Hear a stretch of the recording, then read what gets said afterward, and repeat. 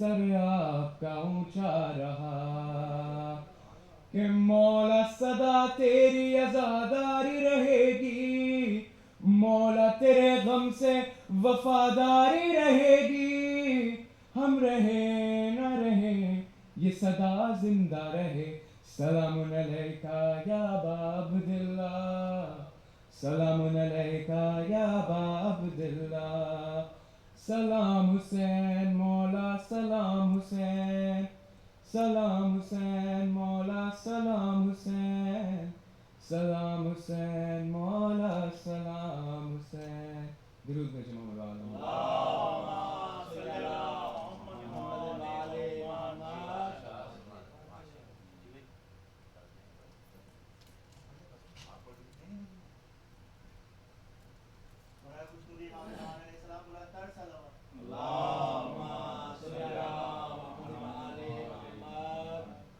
بل محمد وال محمد بلندر صلوات۔ ایک بار ان کی بلندر صلوات۔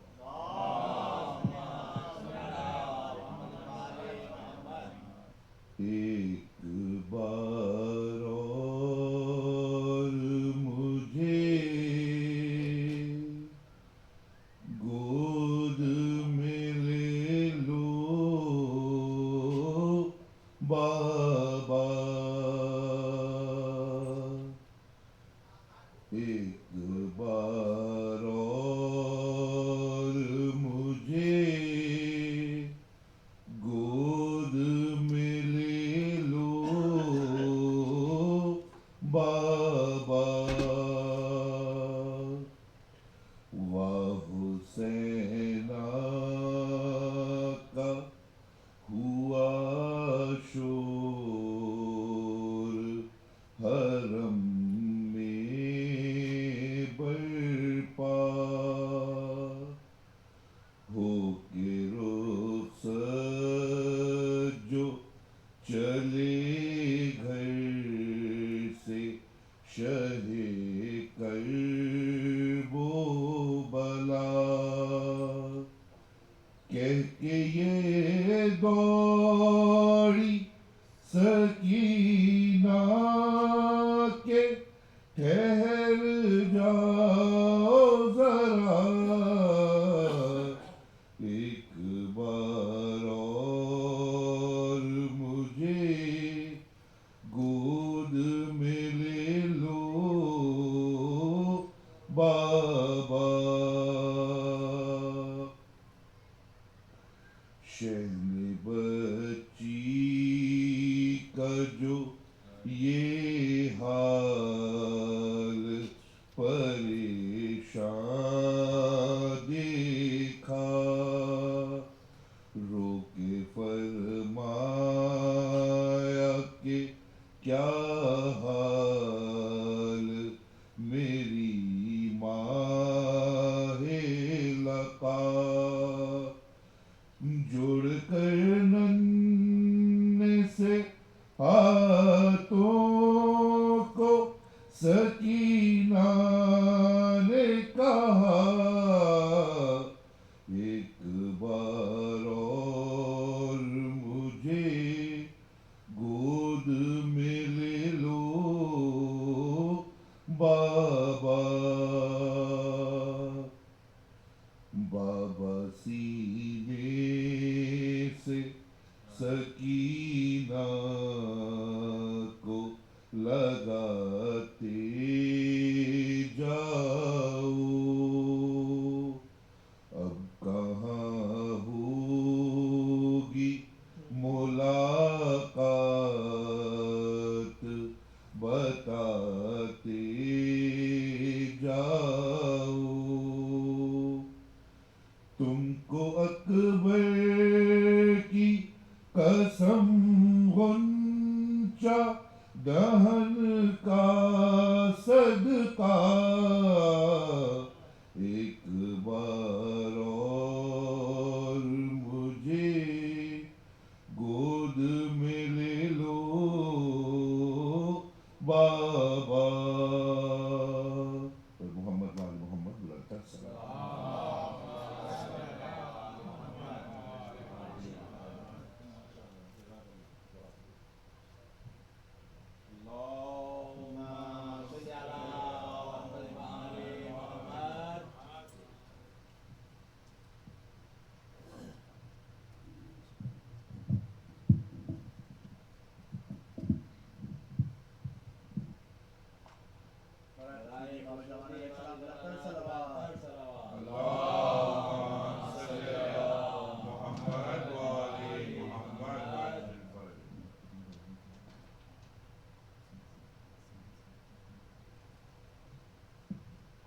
قطع ایک رباعی اور مرثی کی چندن پیش کروں گا. ایک مل کے باواز بلند سلام.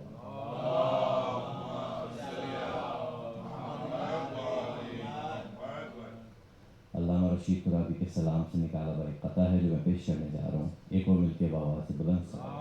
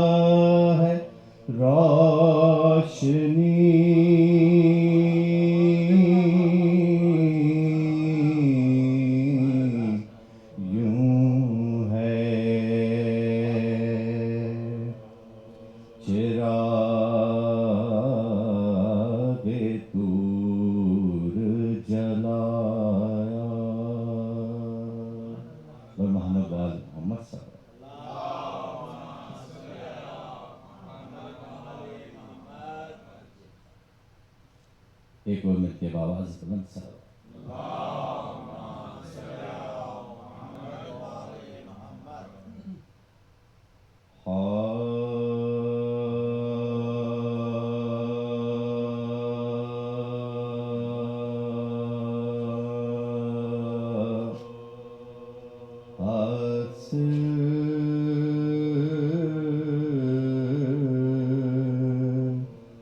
جس آقا کی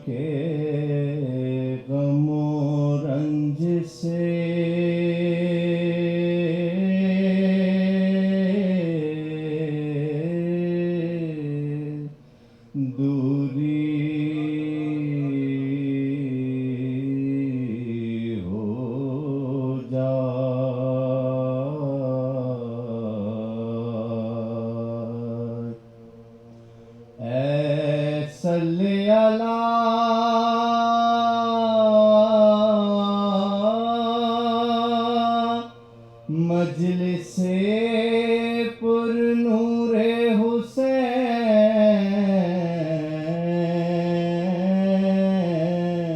حسین اے صلی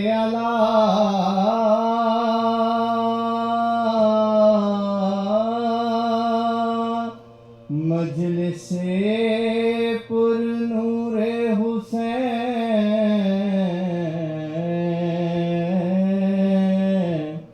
ناری بھی یہاں آئے تو نوری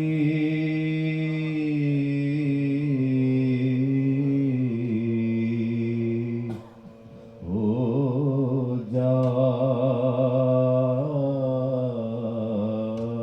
جائے حاصل جسے آقا کی بارگاہ میں سلام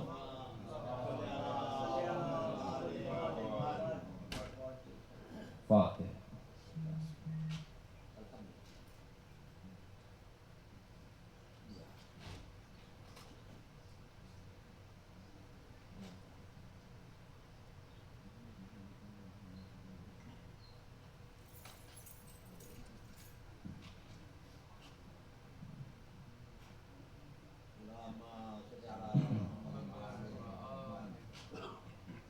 ایک اور مل کے بآواز بلند صلوات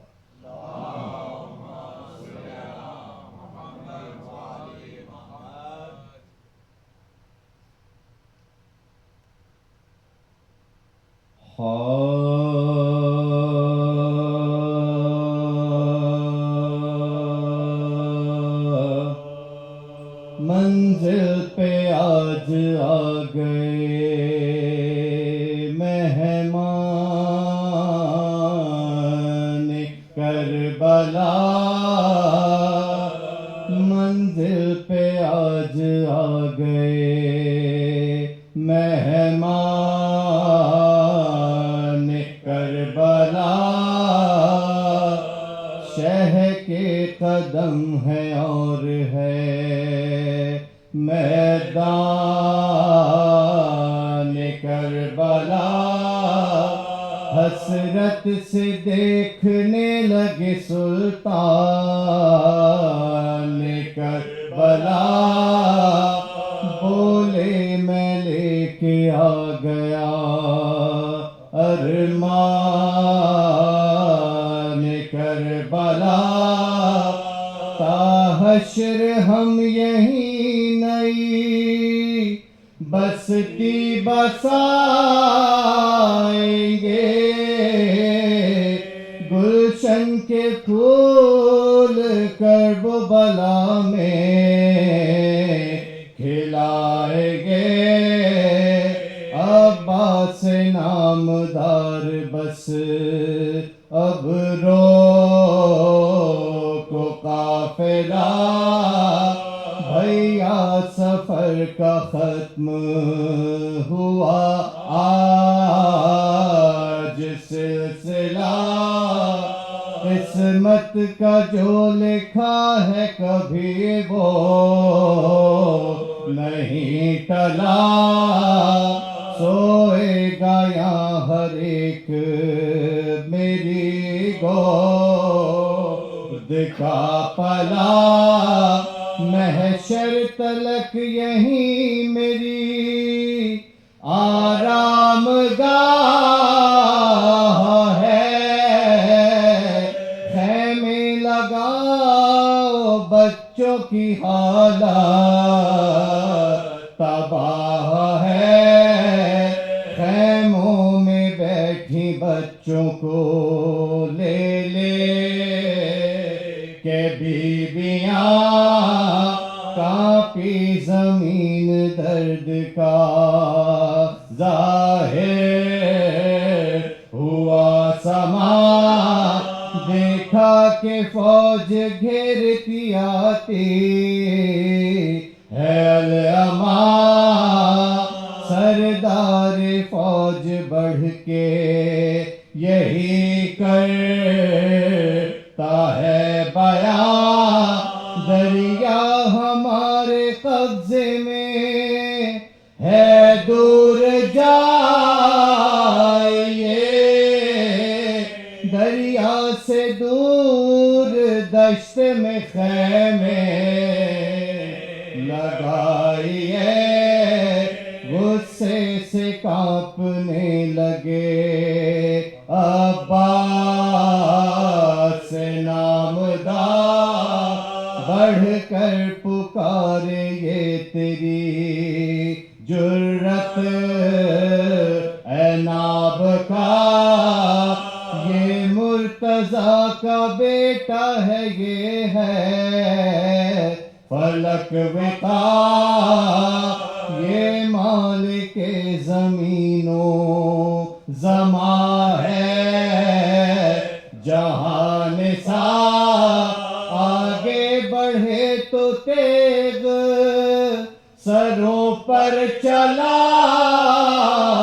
گا ہر ایک کا لہو میں زمین پر بہاؤں گا یہ کہہ کے رکھا قبضے پہ زیغان نے اپنا گھبرا کے آئے پاس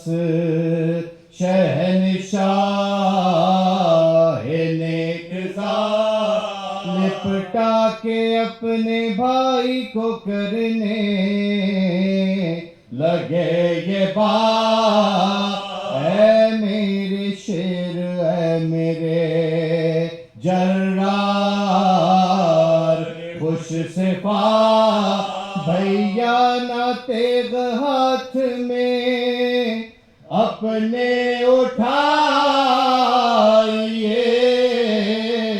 صابر کے لال صبر جہاں کو دکھائیے پھر صبر کر کے خیمے میں پھر صبر کر کے خیمے وہ سارے اٹھا دیے دریا سے دور خیمے جری نے لگا دیے اشرار ظلم اپنا جہاں کو دکھا دیے حف تم سے ہائے نہر پہ پہرے بٹھا دیے پانی تھا بند گلشنے آل رسول پر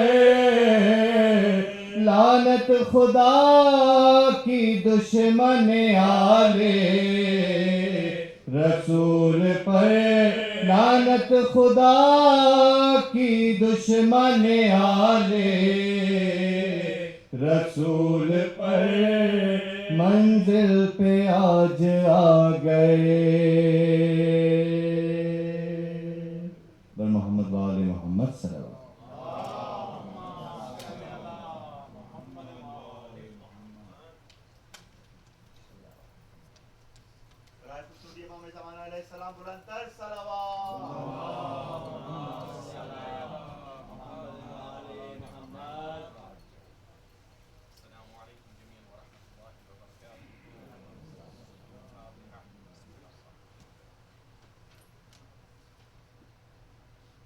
إياك نعبد وإياك نستعين اهدنا الصراط المستقيم صراط الذين أنعمت عليهم غير المغضوب عليهم ولا الضالين بسم الله الرحمن الرحيم قل هو الله أحد الله الصمد لم يلد ولم يولد ولم يكن له كفوا أحد بسم الله الرحمن الرحيم قل هو الله أحد الله الصمد لم يلد ولم يولد ولم يكن له كفوا أحد بسم الله الرحمن الرحيم قل هو الله أحد الله الصمد لم يلد ولم يولد ولم يكن له كفوا أحد اللهم صل على محمد وآل محمد وعجل فرجهم.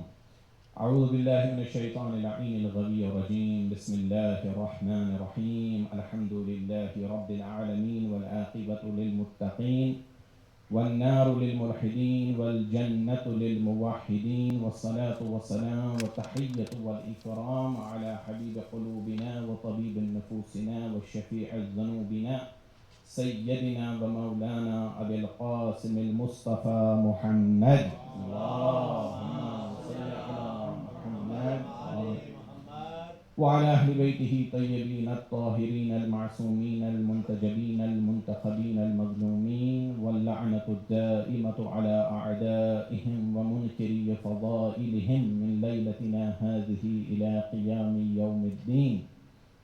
أما بعد، فقد قال الله سبحانه وتعالى في كتابه المبين وهو أصدق الصادقين وقوله الحق: بسم الله الرحمن الرحيم. إن الله اصطفى آدم ونوحا وآل إبراهيم وآل عمران على العالمين ذرية بعضها من بعد والله السميع العليم. صدق الله العلي العظيم. ایک صلوات پڑھیں محمد و آل محمد.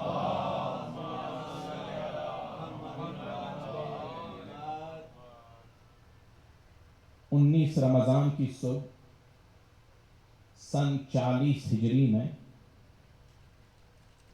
مولا علی علیہ السلام کو مسجد کوفہ میں ضربت لگی. 21 رمضان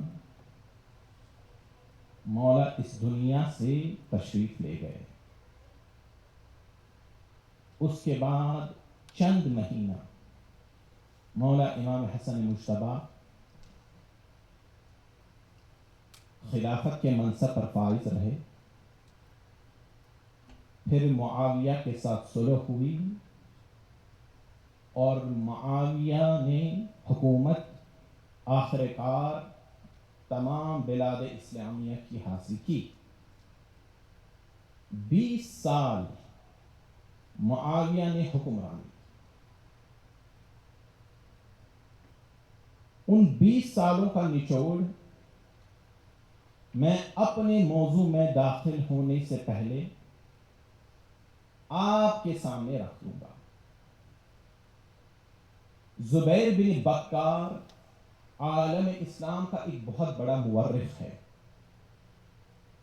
اس کا ٹائم پیریڈ جو ہے وہ امام عسکری علیہ السلام کا ہے.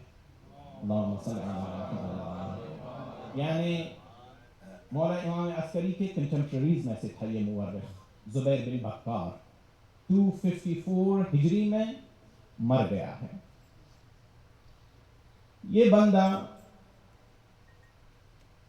امیر المؤمنین کا شیدائی تو نہیں تھا، بلکہ اس میں ناصبیت اور دشمن علی ابن ابی طالب کا عنصر پایا جاتا ہے. زبیر بن بکار کتاب اس کی چھپ چکی ہے الاخبار الموفقیات کے نام سے. ہمارے اہل سنت مورخین نے اس کتاب کو چھاپا ہے. بیروت سے چھپی ہے، مصر سے چھپی ہے، متداول ہے، انٹرنیٹ پر بھی کہیں پر بھی جو ہے نا یہ دستیاب ہے، عربی میں. اس میں ایک واقعہ لکھتا ہے. 1000 سال پرانی یہ کتاب ہے. واقعہ کیا ہے؟ یہ بنی امیہ کا حقیقی چہرہ ہے. واقعہ یوں ہے کہ مغیرہ بن شعبہ، آپ میں سے بہت حضرات نے اس شخص کا نام سنا ہوگا.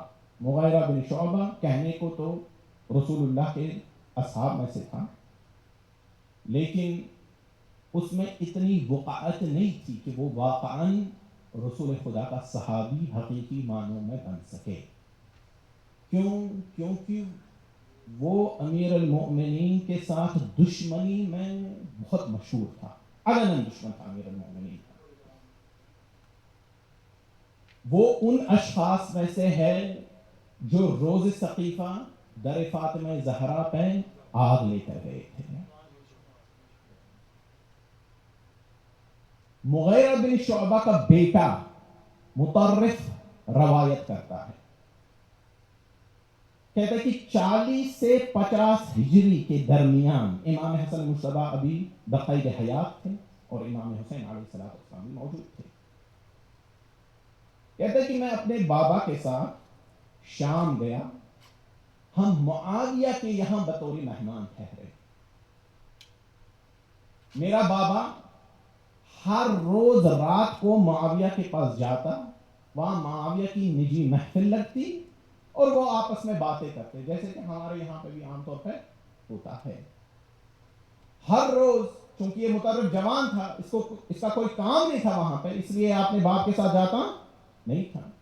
ہر روز جب میرا باپ وہاں سے پلٹ آتا، اس کو میں بڑا حشاش اور بشاش دیکھتا. He was always amazed on Muawiyah's intelligence. Right? البتہ وہ انٹیلیجنس نہیں، وہ کنینس کہتے ہیں اس کو. بہرحال تو لیکن ایک رات میں نے دیکھا کہ میرا باپ جب آیا، نہ اس نے شام کا کھانا کھایا، اور بہت میں نے اس کے چہرے پہ اداسی اور غصہ دیکھا. یہ عام طور پہ جوان ان کو معلوم ہے. اس نے اپنے الفاظ ہیں اس کے، اس نے کہا کہ مجھے لگا کہ مجھ سے کوئی خطا سرزد ہوئی ہے. معمولاً جوان ایسے ہی سوچتے ہیں کہ باپ ناراض ہے، اگر باپ نے کہا مجھ سے ہی کچھ ہوا ہے. اس کے بھی یہی الفاظ بالکل موجود ہیں. تو کہا میں نے پہلے ہمت نہیں کی کہ میں پوچھوں باپ سے کہ کیا معاملہ ہے، کیوں اتنے غصے میں ہیں. لیکن پھر ہمت جٹائی اور اس سے پوچھا کہ اتنی پریشانی کیا ہے آپ کی؟ آپ تو ہر روز وہاں سے حشاش اور بشاش خوش و خرم لوٹتے ہیں. تو اس نے ایک جملہ کہا جئت من عندی اخبث و اکثر الناس. کہا بیٹا میں خبیث ترین اور کافر ترین شخص سے ہو کر آیا ہوں. یہ مغیرہ بن شعبہ کہہ رہا ہے، جو دشمنی اہل بیت میں مشہور ہے. اس نے پوچھا کیوں؟ آپ تو کل تک معاویہ کی تعریف کرتے تھے. اس نے کہا میں نے معاویہ سے صرف اتنا کہا تو میں حکومت بھی مل گئی، تو میں سب کچھ مل گیا. امیر المومنین بھی شہید ہو چکے ہیں، حسنین کے پاس کچھ نہیں ابھی. اب تو بنی ہاشم پہ رحم کر، اب تو ان پہ ظلم مت کر. جانتے معاویہ کا جواب کیا تھا؟ معاویہ نے واپس جواب یہ دیا، کہا کہ میرے بھائی ابو بکر نے حکومت کی، 2 سال لوگوں کی خدمت کی، وہ اس دنیا سے چلے گئے اور اس کا نام بھی اسی کے ساتھ دفن ہو گیا. اس کے بعد ایک اور بھائی میرا آیا، عمر بن الخطاب، اس نے 10 سال حکومت کی، اس دنیا سے چلا گیا، اس کا نام بھی ختم. لیکن ان ابن ابی کبشہ لَيُصَاحُ بِهِ 5 مرات فی کل یوم.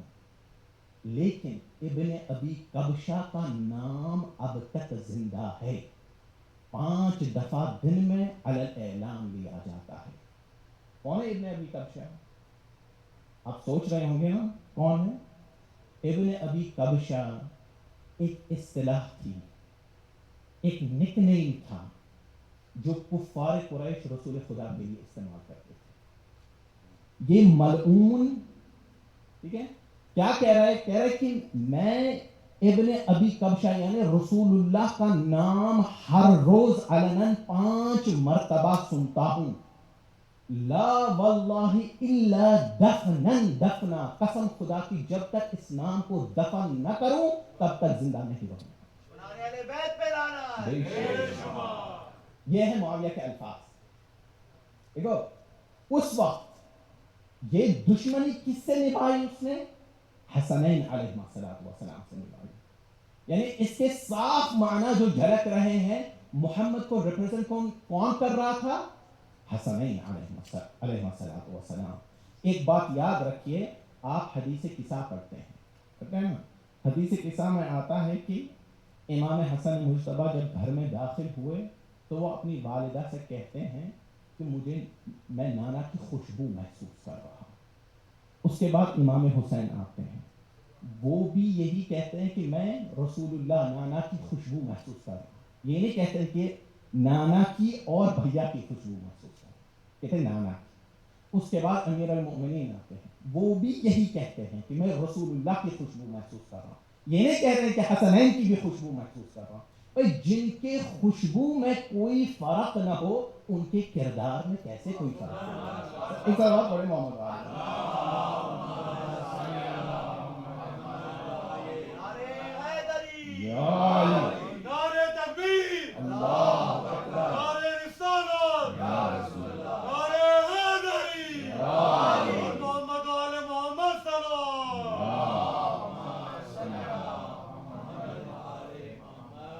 اب سن 61 ہجری بہت سارے لوگ موجود تھے جو اسلام کی دعائیاں دے رہے تھے، جو دعوے دار رسول اللہ کی میراث کے تھے، جو اسلام کے مدافع بنے بیٹھے تھے۔ امام حسین کے علاوہ عبداللہ بن زبیر نے بھی یزید کی بیعت نہیں کی۔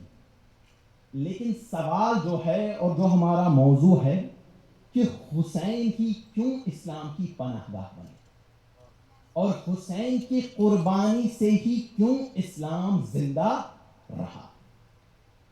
انشاءاللہ آپ یہ ایکسپیکٹ نہ کیجیے گا کہ 2 مجلسوں میں پورا میں کنکلوژن ڈرا کروں گا، نہیں، چند ایک مجلسیں آپ سنیں گے انشاءاللہ، اور ہم مرحلہ وار آگے بڑھیں گے۔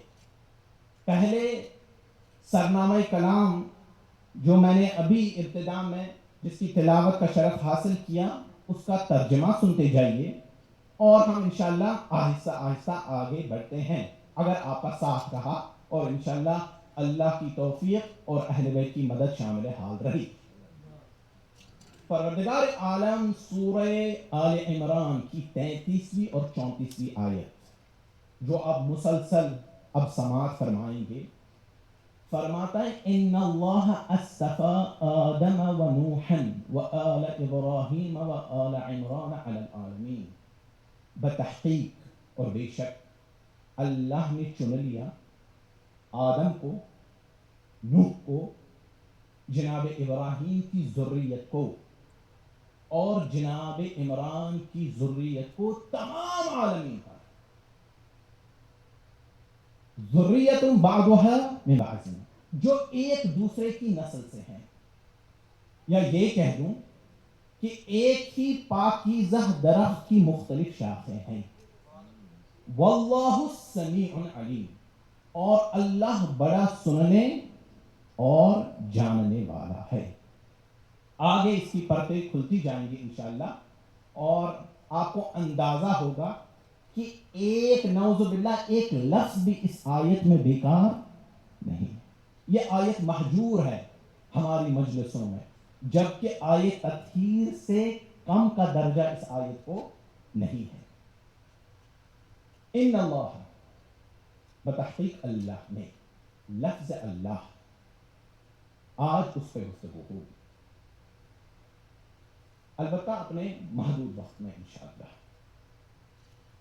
اللہ کا اوریجن جو ہے جسے ڈرائیو کیا گیا ہے وہ ہے الہ۔ الہ سے لفظ اللہ لیا گیا ہے، اور علماء جو ہیں اس کے 3 معنی بتلاتے ہیں۔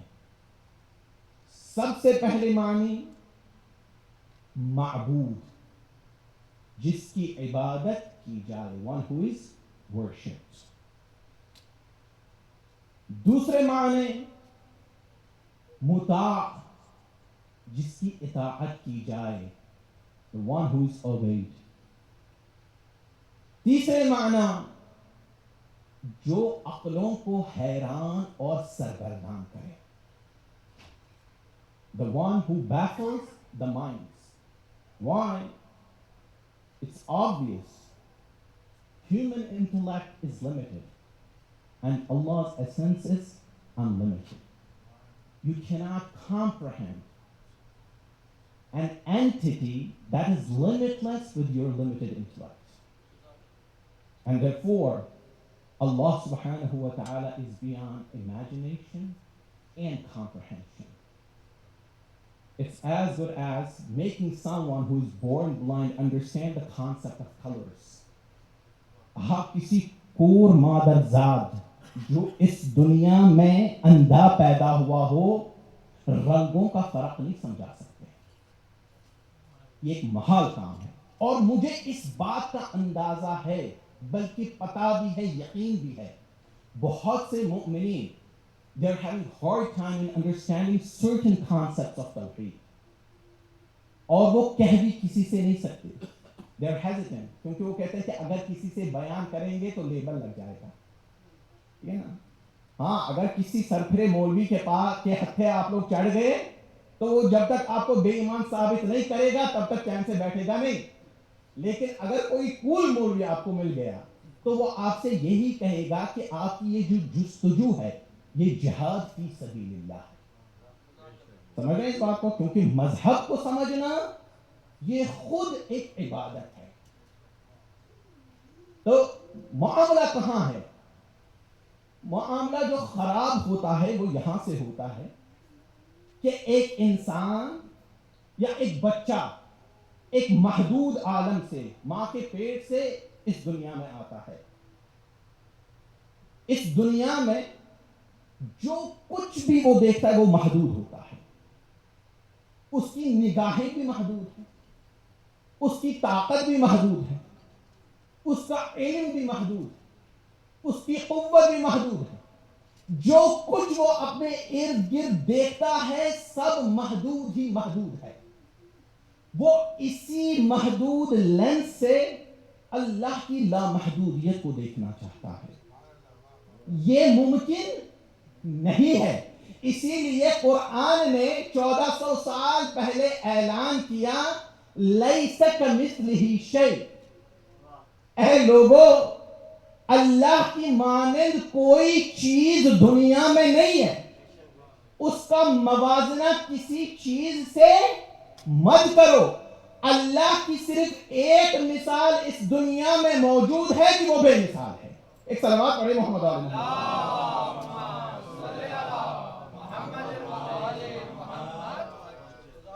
معصومین ارشاد فرماتے ہیں، بہت سی احادیث میں یہ بات آئی ہے کہ خدا سے متعلق جو تصور تمہارے ذہن میں آئے وہ تمہارے ذہن کی اختراع ہے، خدا ہے ہی نہیں.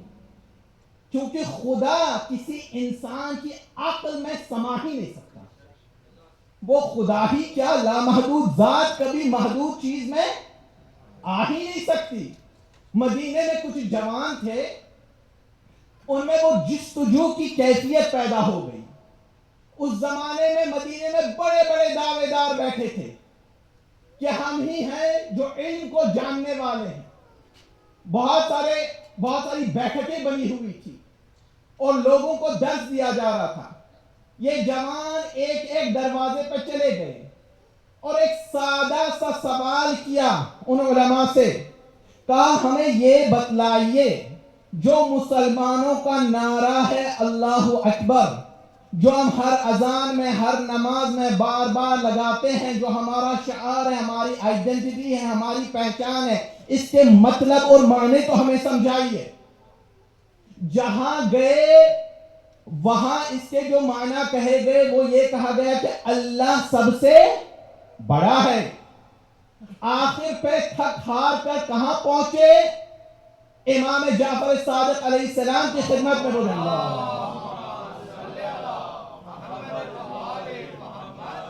امام کی خدمت میں پہنچے تو امام سے سوال کیا. ہم کئی دروازوں پہ گئے، اس نعرے سے متعلق ہم نے سوال کیا تو امام نے کہا مجھے یہ معلوم ہے کہ تمہیں جواب یہ ملا ہوگا کہ اس کے معنی یہ ہے کہ اللہ سب سے بڑا ہے، لیکن یہ معنی غلط ہے. کیوں غلط ہے؟ کیونکہ یہ معنی اللہ کے شایان شان نہیں ہے.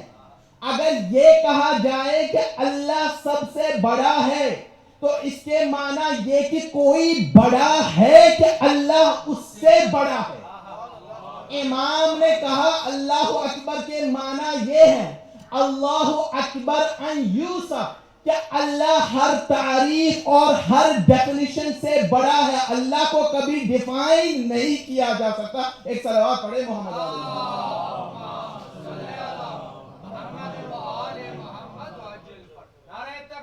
اللہ اکبر یا رسول اللہ یا علی. دیکھیے جب رسول اللہ مکے میں مبعوث ہوئے انہوں نے عربوں سے کہا اللہ پہ ایمان لا. عرب مجھ سے اور آپ لوگوں سے زیادہ عبادت کرتے تھے، آپ اور ہم سے زیادہ نظر و نیاز کرتے تھے. ان کی طبیعت میں عبادت اس قدر رچ بس گئی تھی کہ وہ ہر روز ایک نئے بت کی پرستش کرتے تھے. 360 بت تھے ان کے پاس. جو لوگ 360 بتوں کو پوجنے کے عادی ہو اور ان کو خدا ماننے کے عادی ہو، ایک محمد کے اللہ کو بھی مانتے. اس میں کوئی قباحت نہیں تھی، لیکن رسول نے نعرہ لگایا قولوا لا الہ الا اللہ تفلحوا، کہ اے لوگوں یہ کہو کہ اللہ کے سوا کوئی معبود نہیں ہے. یعنی محمد کا کہنا یہ تھا کہ اللہ ہی خدا ہے، لیکن عرب یہ کہہ رہے تھے اللہ بھی خدا ہے. سمجھتے ہیں بات کو آپ؟ اب سمجھ جائیے کہ اللہ حق اور حقیقت ہے. جو اللہ کے مقابلے میں آئے وہ باطل. اللہ کا بھیجا ہوا رسول حق و حقیقت، جو اس کے مقابلے میں آئے باطل. اللہ کا بھیجا ہوا امام حق، جو اس امام کے مقابلے میں آئے باطل. ایک صلوات پڑھے محمد علیہ وسلم.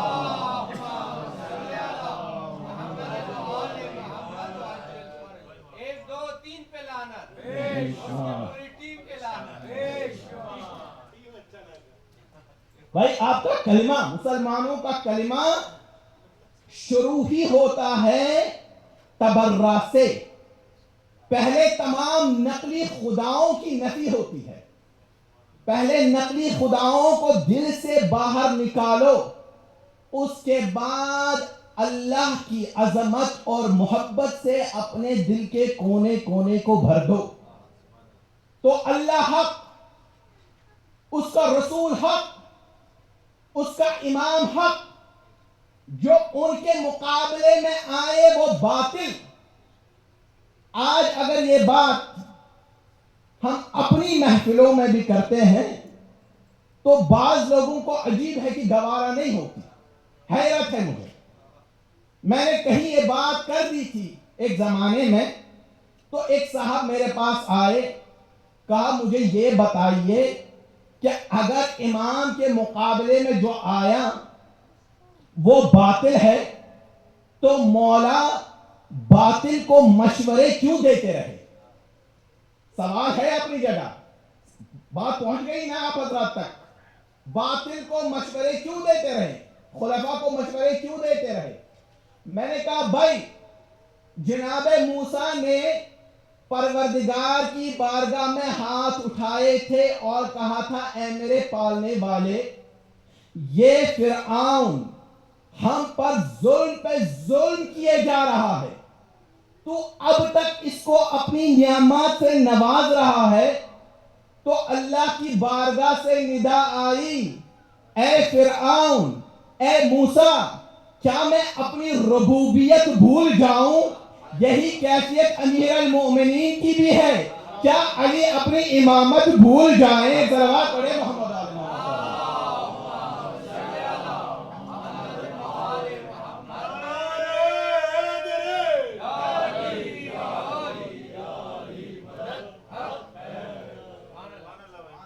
سب سے جو بنیادی کوالٹی ہے لیڈرشپ کی وہ یہ ہے کہ دل بڑا رکھے، اور وہ امیر المؤمنین میں عتم موجود تھی.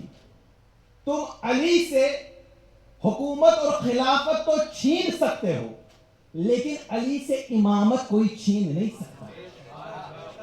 بتوں کے سامنے اگر لاکھوں لوگ سجدہ کرے تو وہ بت کبھی خدا نہیں بن جاتے. اگر نقلی اماموں کو لوگ امام ماننے لگے، چاہے تعداد میں کتنے بھی ہو، وہ کبھی حقیقی امام نہیں بن جاتے. جب امیر المؤمنین تخت خلافت پہ آئے ہیں نا، تو ایک صحابی موجود تھے. اس صحابی کا نام صعصع ابن سوحان ہے. میری جان قربان اس صحابی پر، صحابی رسول ہے. جب کبھی عراق جاؤ، مسجد سہلہ کی زیارت کرو، مسجد سہلہ کے بالکل سامنے اس صحابی کی مسجد ہے، مسجد سعصع ابن سوحان. یہ سعصع ابن سوحان کھڑے ہو گئے.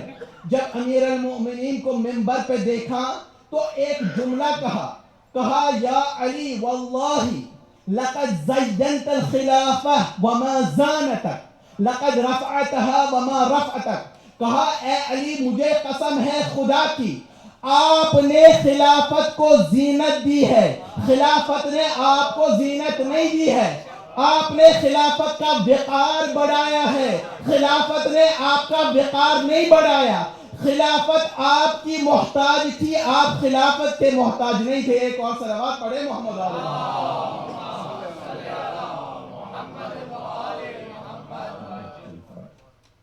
تو اب واپس پلٹ آتے ہیں اپنے موضوع پہ.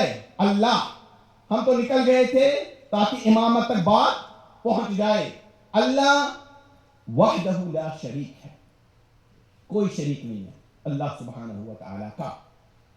اور خود یہ لفظ اللہ دنیا کی کسی زبان میں اتنی طاقت نہیں ہے، اتنی کیپیسٹی نہیں ہے کہ اس لفظ کا ترجمہ کر سکے. کیونکہ یہ لفظ جو ہے اللہ کے تمام صفات کو سمیٹے ہوئے ہے. مثلا اگر آپ رازق کہیں تو اس میں صرف اللہ کی ایک صفت جلوہ گر ہوتی ہے، وہ رزاقیت کی. لیکن اگر اللہ کہیں گے تو اس کے مطلب یہ کہ وہ رازق بھی ہے، وہ حی بھی ہے، وہ قیوم بھی ہے، وہ ملک بھی ہے، وہ قدوس بھی ہے، وہ سبحان بھی ہے. اللہ جامع صفات ہے. اور اللہ اور الہ میں فرق یہ کہ اللہ ایک ہی ہے، لیکن کمبخت انسان کبھی کبھی الہ بہت سی چیزوں کو بنا دیتا ہے. جیسے قرآن میں ارشاد ہوا ہے افرأیت من اتخذ الہہ ہوا. اے محمد کیا آپ نے اس شخص کو دیکھا جو اپنی خواہش نفس کو اپنا معبود بنائے بیٹھے ہے. کیونکہ کبھی کبھار انسان اپنے نفس کو، اپنے ڈیزائر کو اپنا معبود بنا بیٹھتا ہے. وہ کب ہوتا ہے؟ جب انسان اپنے نفس کو کنٹرول نہیں کر سکتا. انسان، میں اپنے آپ سے کہہ رہا ہوں، میں آپ سے مخاطب نہیں ہوں، کسی حد تک ہم جا سکتے ہیں. We can go on breaking any barrier of shame. صرف خواہش نفس کی وجہ سے اللہ کے چنندے بندے اس روئے زمین پہ قتل کیے گئے. بیت المقدس کا بادشاہ جس کے ارد گرد خواتین کی کوئی کمی نہیں تھی، لیکن ایک خواہش نفس کی وجہ سے اس نے یحییٰ بن زکریا جیسے نبی خدا کا قتل کیا. امام سجاد روایت کرتے ہیں، کہتے ہیں کہ جب سے ہم مدینے سے نکلے مکے پہنچے، مکے سے کربلا آئے، امام حسین نے ہر مقام اور ہر لمحہ جناب یحییٰ بن زکریا کو یاد کیا. اور امام فرماتے تھے وَمِنْ ہَوْنِ الدُّنْيَا عَلَى اللَّهِ، کہ اس دنیا کی پستی جو ہے اللہ کے نزدیک اور اللہ کی سائٹ میں اتنی یعنی کسی بے قیمت اور بے وقعت ہے کہ اس دنیا میں جناب یحییٰ بن زکریا کا سر قلم کیا گیا اور وہ بنی اسرائیل کی ایک فاحشہ خاتون کو بطور ہدیہ دیا گیا.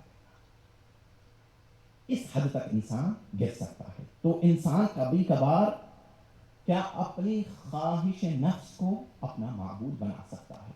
اور آخری ڈفرنس بتاتا ہوں ان بچوں کے لیے. اللہ پراپر نام ہے لیکن الہ کامن نام ہے. اللہ کی معرفت ہر انسان پر واجب ہے، خاص کر مومنین پر.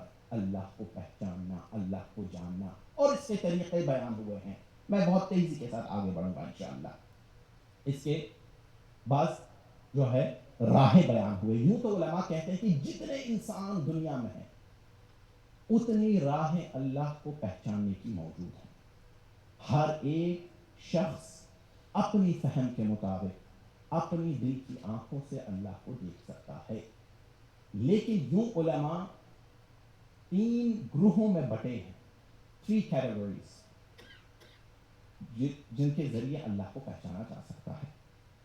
پہلا گروہ کہتا ہے کہ اللہ کے وجود کو ثابت کرنے کے لیے کسی دلیل کی ضرورت نہیں ہے. کیوں؟ وہ کہتے ہیں کہ یہ میٹر جو ہے یہ انٹیوٹیو ہے, یہ بدیہی ہے. اگر دھواں کہیں دکھ رہا ہے تو ظاہر سی بات ہے آگ تو لگی ہوگی, ٹھیک ہے. لیکن بعض علماء کہتے ہیں کہ نہیں, یہ معاملہ جو ہے ان انٹیوٹیو ہے, اللہ کے وجود کو ثابت کرنے کی ضرورت ہے دلیل سے. البتہ ایک بات یہاں پہ یاد رکھیں, absence of evidence is not an evidence of absence. اگر کسی چیز کو ثابت کرنے کے لیے آپ کے پاس دلیل نہیں ہے تو اس کے یہ معنی نہیں ہے کہ وہ چیز موجود نہیں ہے. ممکن ہے کہ آپ کو دلیل نہیں مل رہی ہے, ٹھیک ہے. اور تیسرا گروہ اس بات کا قائل ہوا ہے کہ اللہ کے صفات کو ثابت کرنے کے لیے کہ وہ عالم ہے, مدرک ہے, حی ہے, اس کو ثابت کرنے کے لیے دلائل کی ضرورت تو ہے, لیکن خود اصل وجود ثابت کرنے کی ضرورت نہیں ہے. کیوں؟ اس کی وجہ ہے قرآن کہتا ہے فَأَقِمْ وَجْهَكَ لِلدِّينِ حَنِيفًا فِطْرَةَ اللَّهِ الَّتِي فَطَرَ النَّاسَ عَلَيْهَا لَا تَبْدِيلَ لِخَلْقِ اللَّهِ ذَلِكَ دِينُ الْقَيِّمُ. اے محمد یکسو ہو کر اپنا رخ دین خدا کی طرف مرکوز رکھیں. کس دین کی طرف؟ اسی فطرت کی طرف جس فطرت پہ اللہ نے تمام انسانوں کو پیدا کیا. اللہ کی تخلیق میں, اللہ کی خلقت میں کوئی تبدیلی نہیں ہے, اور یہی سب سے بہترین دین ہے. اور قرآن کی دیگر آیات سے بھی یہی بات ثابت ہوتی ہے. افی اللہ شک فاطر السماوات والارض. اللہ سوال کر رہا ہے ہم سے, کہہ رہے لوگوں مجھے یہ بتاؤ تم اللہ کے وجود میں اب بھی شک کرو گے جس نے زمین و آسمان کو خلق کیا. اچھا اب ہم امریکہ میں رہ رہے ہیں, ان بچوں کے لیے بھی عرض کر دوں, یہاں اینتھروپولوجسٹ جو ہیں ان کا بھی یہی کہنا ہے. جسٹن ایل بیرٹ کے نام سے ایک اینتھروپولوجسٹ ہے, انہوں نے سالوں تحقیق کی. سالوں تحقیق کے بعد وہ اس نتیجے پر پہنچے کہ اللہ سبحانہ و تعالی نے ہر ایک انسان کی فطرت میں اپنی معرفت کو خلق کیا ہے. انہوں نے ایک کتاب لکھی بورن بلیور کے نام سے, وہ ان بچوں کے مذہب کے بارے میں ان کی تحقیق ہے, اور یہ کتاب 2012 میں نیو یارک سے چھپی ہے. اچھا اس سے بڑھ کر میں آپ کو بتاؤں, ڈین ایچ ہیمر ایک اور جینیٹسسٹ ہیں یہاں کے, بہت بڑے سائنٹسٹ ہیں. وہ کوئی مولوی نہیں ہے, ہارورڈ کے میڈ اسکول سے پی ایچ ڈی ہولڈر ہے, اور NIH نیشنل ہیلتھ انسٹیٹیوٹ کے بھی وہ یعنی عہدیدار رہے ہیں, اور نیشنل کینسر انسٹیٹیوٹ میں بھی ان کو ایک بڑا عہدہ ملا تھا. سالوں انہوں نے تحقیق کی, ٹھیک ہے, انہوں نے ریسرچ کی, اور ان کی ریسرچ سے یہ بات ظاہر ہے کہ انسان میں کچھ نہ کچھ جینز ایسے پائے جاتے ہیں جو اللہ سبحانہ و تعالی یا گاڈ کی طرف تمایل رکھتے ہیں, اور انہوں نے اس جین کا نام ہی کیا رکھا, گاڈ جین, اور کتاب بھی ان کی اسی نام کے ساتھ چھپی ہے, دا گاڈ جین. آپ کہیں پہ بھی جا کے اس کی PDF کو حاصل کر سکتے ہیں. اب یہ تو آج کی ریسرچ ہے, ٹھیک ہے نا. اب میں آپ کو واپس پیچھے لے کر جاتا ہوں. ایک شخص مجھے یہ معلوم ہے کہ میرے پاس 5 یا 10 منٹ باقی ہے, اور انشاءاللہ میں مجلس کو جو ہے بہت جلد اختتام پہ لے کر جاؤں گا.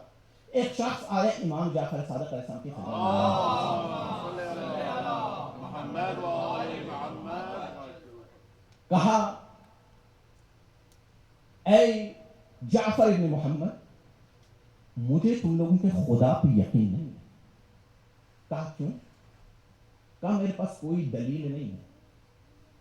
امام کو معلوم تھا کہ اس شخص کو کیسے ہینڈل کرنا ہے, اور امام کو معلوم تھا, بلکہ یعنی انہیں علم غیب ہے، معلوم ہے کہ کس طرح کون سی دلیل کہاں پہ پیش کرنی ہے۔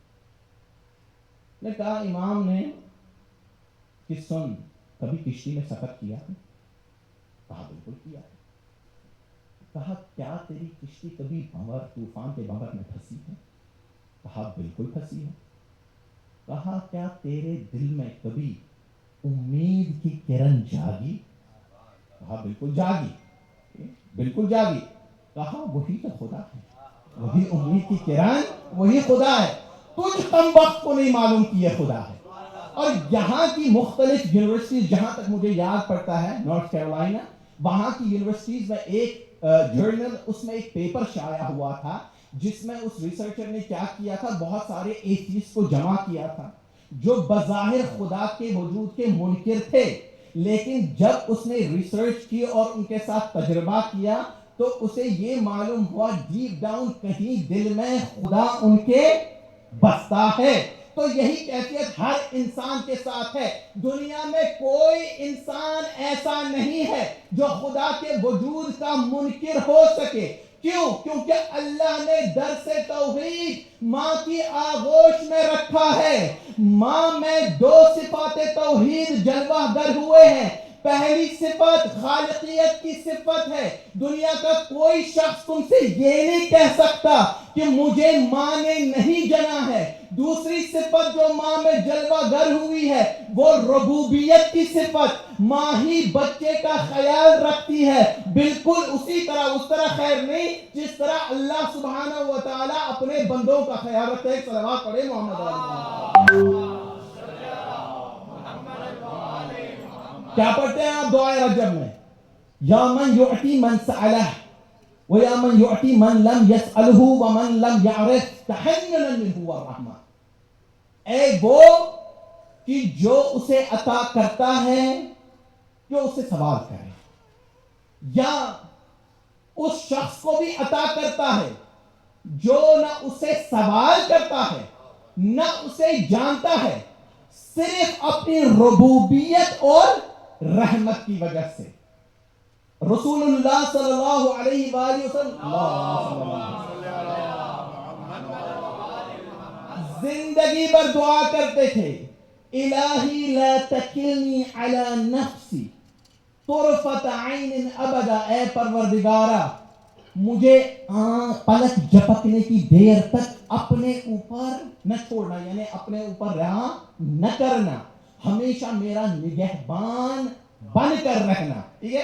لیکن یہ ایک انسان کمزور اور نامراد ہے کہ جو اپنے رب کو بھولتا ہے لیکن اس کا رب اسے کبھی بھولتا نہیں ہے۔ اس کا شکوہ اللہ نے قرآن میں واضح الفاظ میں کیا ہے، یا ایھا الانسان ما غرک بربک الکریم الذی خلقک فسواک فعدلک فی ای صورت ما شاء رکبک۔ اے انسان تجھے کس چیز نے اپنے کریم رب کی نسبت دھوکے میں رکھا ہے، جس نے تجھے پیدا کیا، پیدا کرنے کے بعد تجھے سنوارا اور جس شکل میں چاہا تجھے جوڑ دیا۔ تو اتنا بدذوق نکلا، تو اپنے رب کو چھوڑ کر کبھی پانی کی پوجا کرتا رہا، کبھی پیڑ کو تو نے سجدہ کیا، کبھی گائے کے سامنے سجدہ ریز ہوا، کبھی تو نے اپنے ہی جیسے انسان کی پرستش کی، کبھی تو نے چاند کو سجدہ کیا،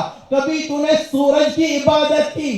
دیکھ روئے زمین پہ دو حجتیں ایسی بھیج رہا ہوں، ایک چاند کو شق کرے گا، دوسرا سورج کو پلٹائے گا، تجھے دونوں حجتیں احساس دلائیں گی کہ یہ خالق نہیں، یہ مخلوق خدا ہے۔ ایک صلوات پڑھے محمد اللہ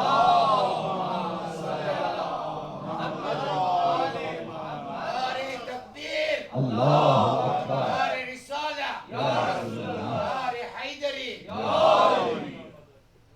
تو پروردگار اپنے بندے کو کسی بھی صورت میں بھولتا نہیں۔ جو پروردگار میں رحمت ہے اسی رحمت کا عکس رسول اللہ میں آیا، اور قرآن نے اس بات کا اعلان کیا، وما ارسلناک الا رحمتا للعالمین۔ اور رسول سے وہ رحمت اہل بیت میں منتقل ہوئی۔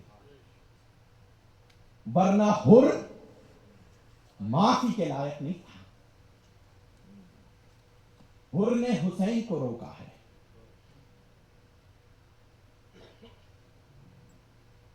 منزل ذو حسن پہ جناب حر کی ملاقات امام حسین سے ہوئی. امام حسین نے جب حر کو دیکھا، اللہ رحمت اور انسانیت حسین، اب تک حسین ابن علی ہمارا انتظار کر رہے ہیں کہ اے میرے شیعوں میری طرف پلٹ آؤ، میرے رستے پہ آؤ. حسین ابن علی نے سب سے پہلے دیکھا کہ حر کا لشکر پیاس کے مارے جاں بلد ہے. امام نے یہ کیفیت دیکھ کر مولا عباس کو حکم دیا، کہا عباس حر اور حر کے لشکر کو سیراب کرو. حسین کی انسانیت اور رحمت محدود نہیں تھی. اس کے بعد مولا عباس سے پوچھا، کہا عباس کیا حر کی سواریوں نے پانی پیا؟ بنی ہاشم کے جوان جمع ہوئے، مولا کے پاس پانی جتنا تھا اس پانی سے حر کی سواریوں تک کو سیراب کیا گیا. آپ اندازہ کریں ایک ماں بھی اس قافلے میں تھی جو یہ دیکھ رہی تھی کہ مولا حسین حر کے لشکر کو بھی سیراب کر رہے ہیں، اس لشکر کی سواریوں کو بھی سیراب کر رہے ہیں، لیکن روز عاشور اس ماں کے 6 ماہ فرزند کو پانی کا ایک گھونٹ تک نہیں دیا گیا. یہ رباب جب کوفے میں داخل ہوئی ہے، وارد ہوتے ہی چھوٹے چھوٹے بچوں کے ہاتھوں پانی کے کوزے دیکھے. شاید ہمیں ماؤں کے دلوں کی کیفیت کا اندازہ نہیں ہوگا. مائیں جانتی ہیں. گریہ کیا رباب نے علی اصغر کو یاد کر کے کہ میرا بیٹا تیری ماں تیرے صدقے تجھے پانی کا ایک قطرہ بھی نصیب نہیں ہوا. حسین ابن علی نے لشکر کو سواریوں کو پانی پلایا. اس کے بعد نماز ادا کی. حر نے بھی امام کے پیچھے نماز ادا کی. اتنی معرفت تھی حر میں، اسی لیے حر تھے. امام کے پیچھے نماز ادا ہوئی اور اس کے بعد امام نے سفر کرنا چاہا، لیکن حر نے مولا کے گھوڑے کی لجام پکڑ لی. امام نے جب یہ دیکھا تو ایک دم سے غیظ میں آ گئی. کہا حر تمہاری ماں تمہاری عزا میں بیٹھے. حر نے پلٹ کر امام سے کہا کہ اے فرزند رسول، اگر اور کوئی ہوتا اور کسی نے یہ بات کہی ہوتی میں پلٹ کر جواب دیتا، لیکن آپ کی ماں کا ہمیں احترام. یہ احترام ہی تھا. دراصل یہ جناب زہرا کا احترام ہی تھا جس نے حر کو اس سعادت پہ پہنچایا. بہرحال حر نے امام کو مجبور کیا اور امام وارد کربلا ہوئے. بعض علماء کا کہنا ہے شب عاشور، بعض کا کہنا ہے صبح عاشور. رات کے اندھیرے میں حر نے اپنے غلام اور فرزند کو لیا. بیٹے سے کہا بیٹا الدنیا راحلہ، یہ دنیا ختم ہونے والی ہے. نلحق بالحسین لعلنا نفوز بالشہادہ. جب ہم حسین سے ملحق ہوتے ہیں شاید شہید ہو کر ہمیں سرخ روئی حاصل ہو. جب حر مولا حسین کے پاس آئے ہیں نا، اس شرمندگی کے ساتھ ہاتھ جوڑ کر آگے بڑھے ہیں. کہا مولا میں ہی وہ تھا جس نے آپ کو مجبور کیا اور اس مقام پہ میں آپ کو لے کر آیا. کیا مجھے آپ معاف کریں گے؟ کیا مجھے آپ قبول کریں گے؟ حسین نے حر کو گلے لگایا. کہا حر آ جاؤ، تمہارا ہی انتظار تھا. حر آ گئے. روز عاشور جب ایک ایک کر کے اصحاب حسین امام حسین سے اجازت لے رہے تھے تو حر کے فرزند بھی اجازت کے لیے امام کے پاس حاضر ہوئے. حر کے فرزند نے جنگ کی. آپ نے بار بار اس بات کو سنا ہے، حر کے فرزند نے جنگ کی.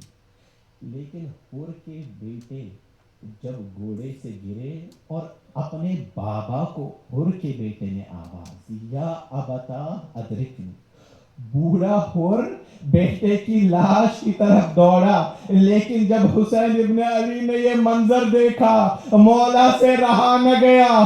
ایک صدا دی حر کو، کہا حر تم بوڑھے ہو، حسین کبھی یہ دیکھ نہیں سکتا کہ ایک بوڑھا باپ اپنے جوان بیٹے کی لاش اپنے کندھوں پہ اٹھا کر لائے. میں آ جاتا ہوں، تم پیچھے رہ جاؤ. میں کہوں گا مولا آپ آج ابھی حر کے لیے موجود ہیں، لیکن جب علی اکبر کی باری آئے گی تو کوئی نہیں ہوگا. ارے جب علی اکبر کی شہادت ہوئی ہے سن سکو گے مومنین. حسین ابن علی جب لاشے پہ پہنچے ہیں، واللہ یہ روایت کے الفاظ ہیں، حسین نے اپنے آپ کو لاشے پہ گرایا اور 7 دفعہ کہا ولدی علی ولدی علی. بیٹا اب تیرے بعد زندگی پہ خاک ہے. بنی ہاشم کے چھوٹے چھوٹے بچوں کو جمع کیا، کہا بچوں علی اکبر کی لاش اٹھاؤ. مجھ بوڑھے حسین میں اتنی طاقت نہیں کہ میں علی کی لاش کو خیمے میں لے جا سکوں. وَسَيَعْلَمُ الَّذِينَ ظَلَمُوا أَيَّ مُنْقَلَبٍ يَنْقَلِبُونَ. ماتم حسین.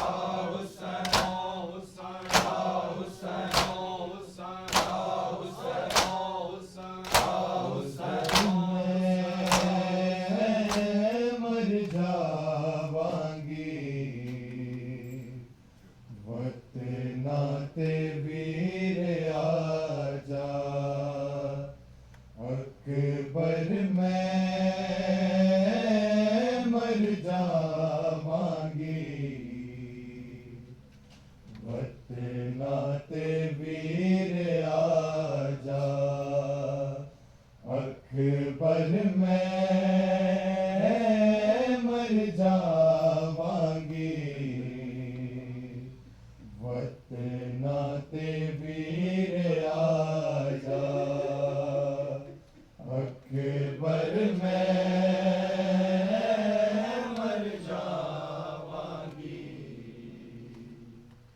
وقت نعت ویر آجا اکبر میں مر جاواں گی وقت نعت ویر آجا اکبر میں مر جاواں گی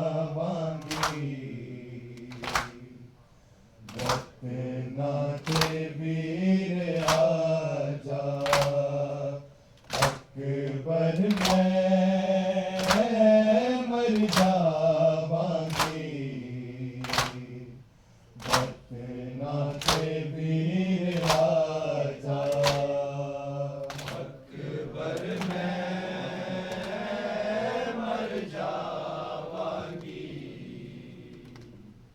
وقت نعت ویر آجا اکبر میں مر جاواں گی وقت نعت ویر آجا اکبر میں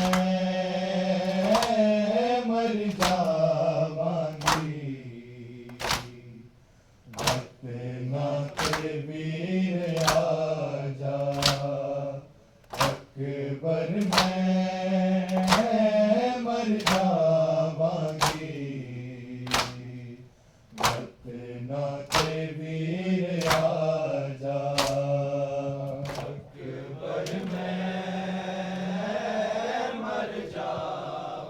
گی وقت نعت ویر آجا اکبر میں مر جاواں گی وقت نعت ویر آجا اکبر میں مر جاواں گی وقت نعت ویر آجا اکبر میں مر جاواں گی وقت نعت ویر آجا اکبر میں مر جاواں گی وقت نعت ویر آجا اکبر میں مر جاواں گی وقت نعت ویر آجا اکبر میں مر جاواں گی وقت نعت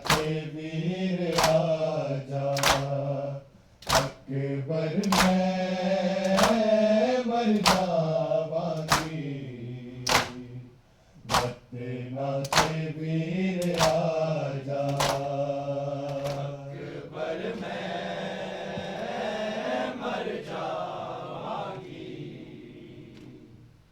وقت نعت ویر آجا اکبر میں مر جاواں گی مل کے نعت ویر آجا اکبر میں مر جاواں گی وقت نعت ویر آجا اکبر میں مر جاواں گی وقت نعت ویر آجا اکبر میں مر جاواں گی وقت نعت ویر آجا اکبر میں مر جاواں گی وقت نعت ویر آجا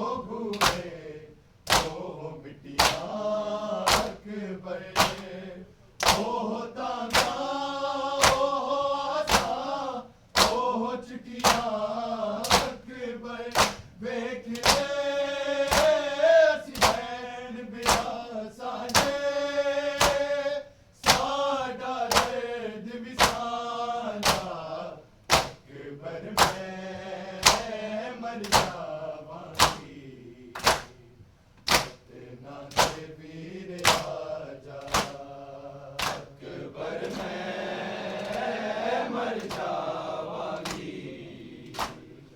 اتنا تے ویر راجا اکبر میں مر جاواں گی اتنا تے ویر راجا اوہ رسے اوہ بوڑھے اوہ مٹیاں اکبر اوہ تانگا اوہ ہسا اوہ چٹیاں اکبر ویکھ لے اسی بین بیا ساجے ساڈا درد وسالا اکبر میں مر جاواں گی اتنا تے ویر راجا اکبر میں مر جاواں گی اتنا تے ویر راجا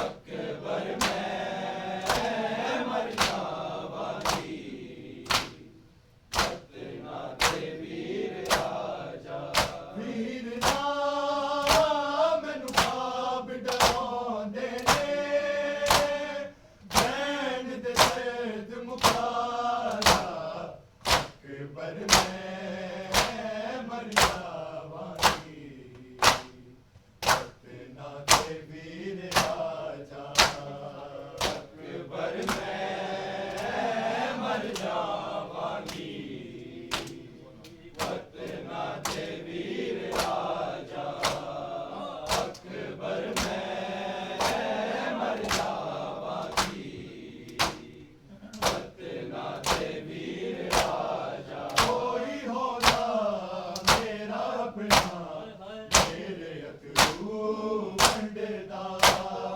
آ کے سر تے میرے کوئی کدی سایہ کردا لاکھ تو مینوں آپ اٹھاندا تے کہندا تخت تے آجا اکبر میں مر جاواں گی اتنا تے ویر راجا اکبر میں مر جاواں گی اتنا تے ویر راجا اکبر میں مر جاواں گی اتنا تے ویر راجا کوئی ہوگا میرا اپنا میرے اترو بنڈدا آ کے سر تے میرے کوئی کدی سایہ کردا لاکھ تو مینوں آپ اٹھاندا تے کہندا تخت تے آجا اکبر میں مر جاواں گی اتنا تے ویر راجا اکبر میں مر جاواں گی اتنا تے ویر راجا اکبر میں مر جاواں گی اتنا تے ویر راجا ویر مینوں خواب ڈراوندے نے بین دے درد مکالا اکبر میں مر جاواں گی اتنا تے ویر راجا اکبر میں مر جاواں گی اتنا تے ویر راجا اکبر میں مر جاواں گی اتنا تے ویر راجا میرے دادا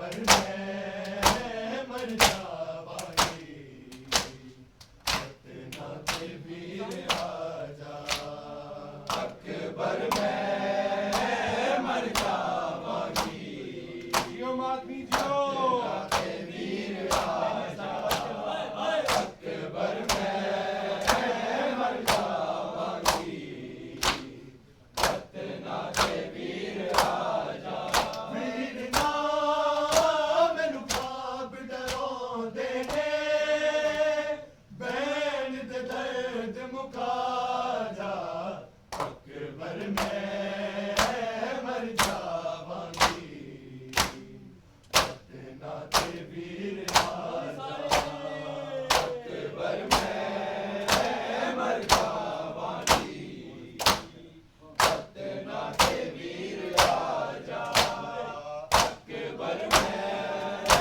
مر جاواں گی فتنہ کے ویر راجا او رسے او بوئے او میاں اکبر او تانا او آجا او چتیا اکبر دیکھ لے سکین بلا ساجے ساڈا درد بھی سانجا اکبر میں مر جاواں گی فتنہ کے ویر راجا اکبر میں مر جاواں گی فتنہ کے ویر راجا اکبر میں مر جاواں گی فتنہ کے ویر راجا روز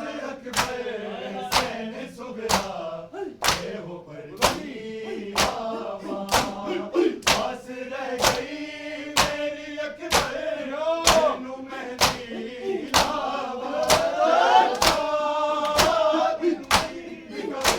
سغرا آن کے شہر راجا اکبر میں مر جاواں گی فتنہ کے ویر راجا اکبر میں مر جاواں گی فتنہ کے ویر راجا اکبر میں مر جاواں گی فتنہ کے ویر راجا روز اکبر حسین سغرا اے وہ پردی پاس رہ گئی میری اکبر مینوں مہدی لاوا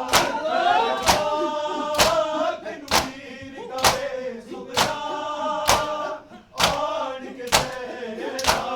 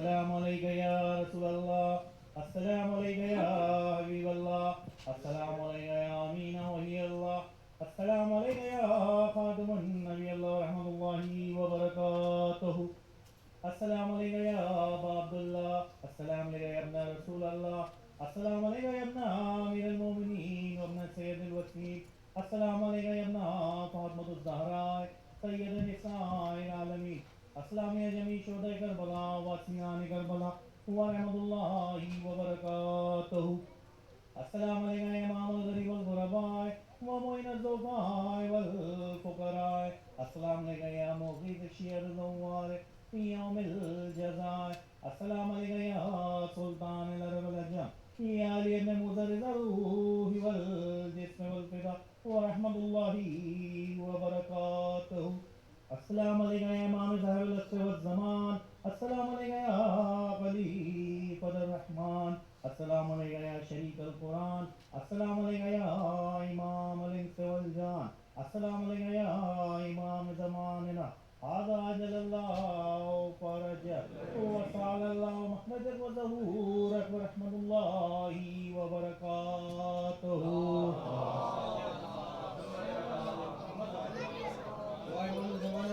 بسم اللہ الرحمن الرحیم، اللہم کل ولیک الحجۃ ابن الحسن صلواتک علیہ وعلی آبائک فی هذه الساعة وفی کل ساعة ولیا وحافظا وقائدا وناصرا ودلیلا وعینا حتی تسکنہ ارضک طوعا وتمتع فیہا طویلا برحمتک یا ارحم الراحمین۔